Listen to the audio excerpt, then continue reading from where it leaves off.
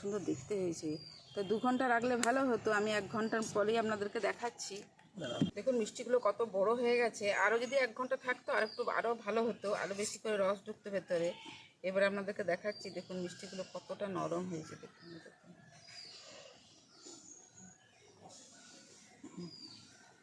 এরপর একটা কেটে দেখাই।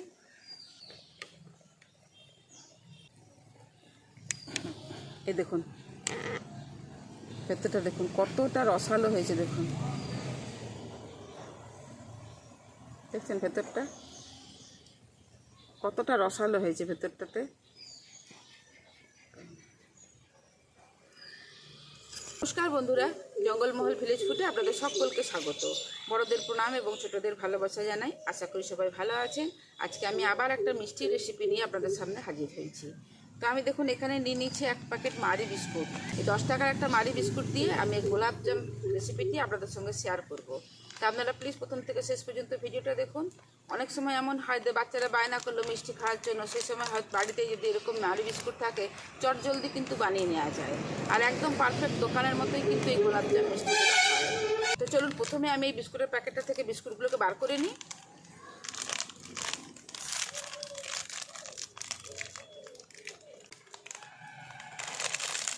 তো এরপর এই বিস্কুটগুলোকে গুঁড়ো করে নিতে হবে। তা আপনারা মিক্সিতেও গুঁড়ো করতে পারেন, শিলনোড়াতেও গুঁড়ো করতে পারেন। তা আমি এগুলোকে গুঁড়ো করে নিয়ে ফিরে আসছি। ছোটো ছোটো করে টুকরো করে ভেঙে নিয়ে আগে ভাঙার পরে এটাকে গুঁড়ো করে নিতে হবে। বিস্কুটে অনেকগুলো মিষ্টি তৈরি হয়। দেখুন বিস্কুটটাকে গুঁড়ো করে নিয়ে চলে এসেছি, আর এরকম একটা ছাঁকনি নিয়ে নিয়েছি। এবার গুঁড়োটাকে ছেঁকে নেবো।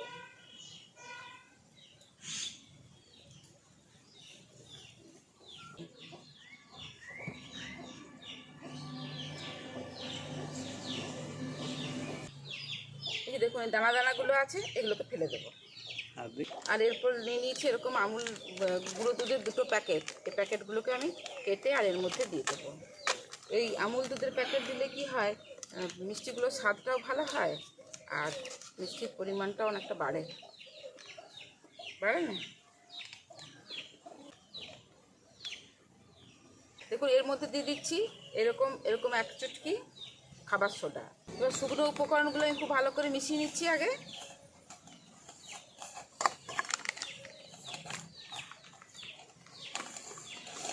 এর মধ্যে দিয়ে দিচ্ছি 2 চামচের মতো ঘি, গাওয়া ঘি।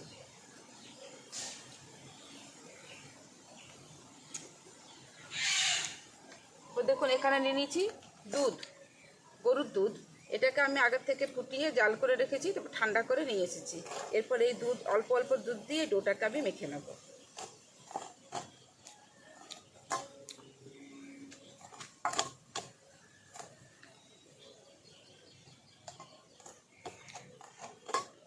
খুব বেশি একবারে দেওয়া যাবে না, আর যদি দেয়া হয়ে যায় আর কি, তাহলে তখন যদি পাতলা হয়ে যায় খুব বেশি, তখন একটু গুঁড়ো দুধ মিশিয়ে দিতে পারেন। সুন্দর কিন্তু একটা গন্ধ বেরিয়েছে।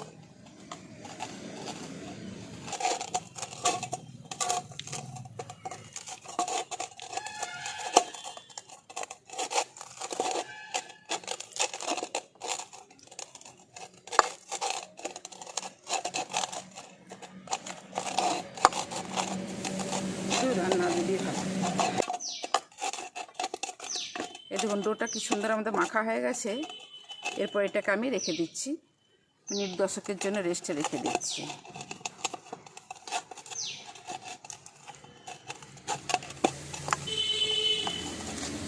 হাতে কিন্তু একটুও লেগে নেই।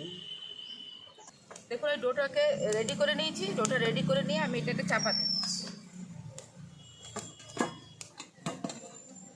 উনুনটা ধরিয়ে দিয়েছি, এবার কড়াটা বসিয়ে দিচ্ছি। প্রথমে চিনি শিরাটা তৈরি করে নেব, তার জন্য কড়াতে দিয়ে দিচ্ছি 1 বাটির মতো জল। দিয়ে দিচ্ছি কড়ার মধ্যে 1 বাটি জল, আর এর মধ্যে দিয়ে দিচ্ছি 1 বাটির মাপে চিনি। এই ঢাকনাটা আমার মাপ হয়ে গেছে।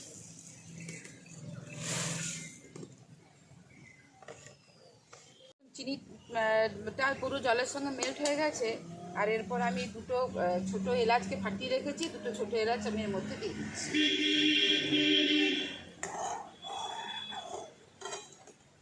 চিনি যে শিরাটা ডাইটা কিন্তু খুব ঘন করার দরকার নেই, তার কারণ খুব ঘন করলে মিষ্টির ভেতরে রস ঠিক মতো যাবে না।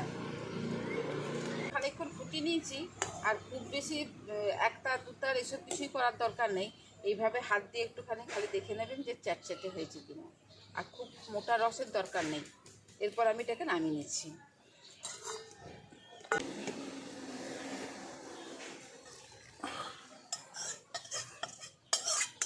আর একবার হাত দিয়ে ভালো করে মথে নিচ্ছি।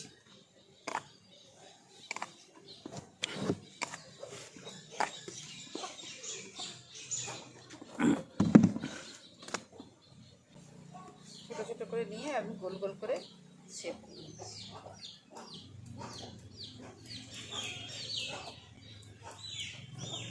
এই দেখুন কতটা চিকনা হয়েছে, দেখুন চিকন, একদম প্লেন।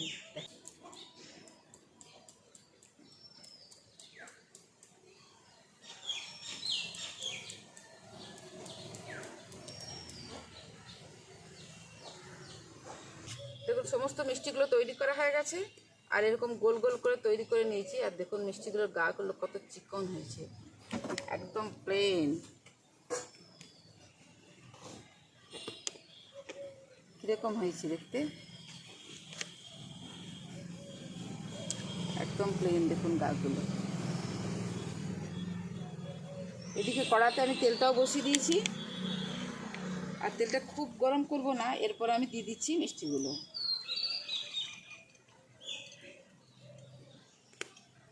এই দেখুন মিষ্টিগুলো দেওয়ার সাথে সাথে একটা বাবুল ছুটছে, মানে এবারে এইভাবে তেলটাকে গরম করতে হবে।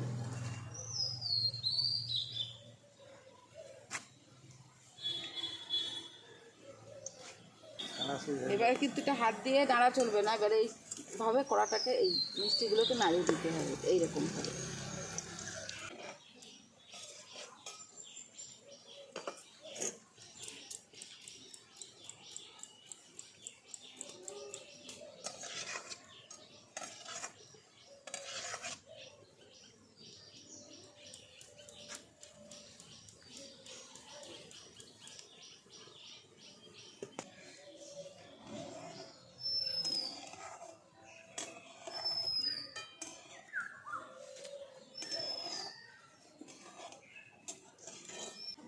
দেখুন মিষ্টিগুলোকে আমি অনেকক্ষণ নাড়াচাড়া করে ভেজে নিয়েছি, আর এখন পুরো গোলাপ জামের কালার চলে এসেছে। এরপর এগুলোকে আমি মিষ্টিগুলোকে তুলে নেব।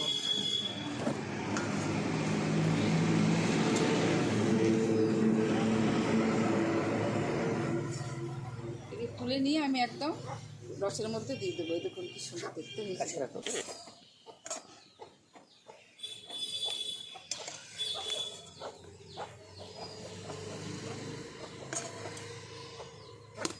দেখুন মিষ্টিগুলোকে আমি তুলে নিয়েছি, আর তুলে একদম ডাইরেক্ট রসের মধ্যেই দিয়ে দিয়েছি। এরপর এইভাবে আমি ঘন্টা দুয়েকের মতো রেখে দেবো চাপা দিয়ে। ততক্ষণে যদি 2 ঘন্টা রাখা হয় তবে কি মিষ্টির মধ্যে কিন্তু রসটা ভালোভাবে যাবে। এইভাবে আমি রেখে দিচ্ছি, তারপর আবার ফিরে দেখাচ্ছি আপনাদেরকে মিষ্টিগুলো কেমন হয়েছে। এবার এটা চাপা দিয়ে রেখে দিচ্ছি।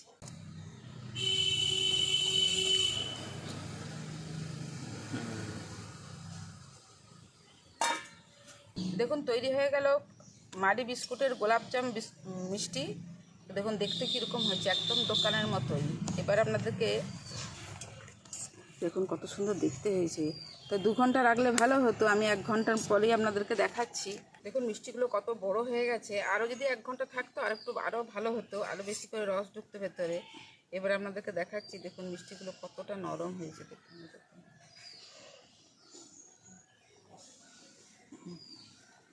এরপর একটা কেটে দেখাই।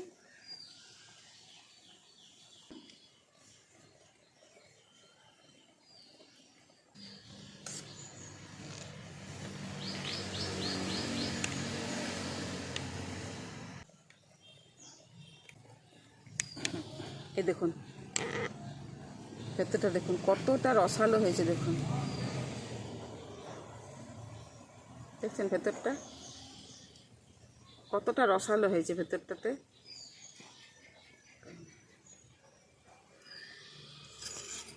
এরপর খেয়ে বলি কীরকম হয়েছে। একটু খেয়ে বলছি আপনাদেরকে কীরকম হয়েছে স্বাদটা।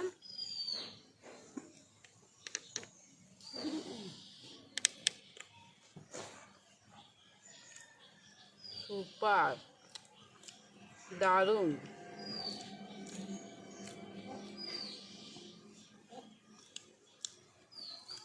বিস্কুটটা দেওয়াতে ভেতরটা বেশ লালচে লালচে হয়েছে,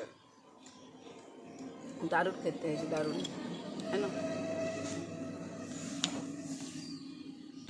আজকের রেসিপি কীরকম লাগলো অবশ্যই আমাকে কমেন্ট করে জানাবেন। বাড়িতে এইভাবে বানিয়ে দেখবেন। ভালো লাগলে জঙ্গলমহল ভিলেজ ফুড চ্যানেলটিকে লাইক, কমেন্ট, শেয়ার করবেন এবং প্লিজ সাবস্ক্রাইব করে দেবেন। পাশে থাকা বেল আইকনটি প্রেস করবেন সবার আগে নোটিফিকেশান পাওয়ার জন্য। প্রত্যেকেই ভালো থাকবেন, সুস্থ থাকবেন, সাবধানে থাকবেন। আজকের ভিডিওটা আমি এখানেই শেষ করছি। আবার আপনাদের সঙ্গে দেখা হবে পরবর্তী আরেকটি ভিডিওতে।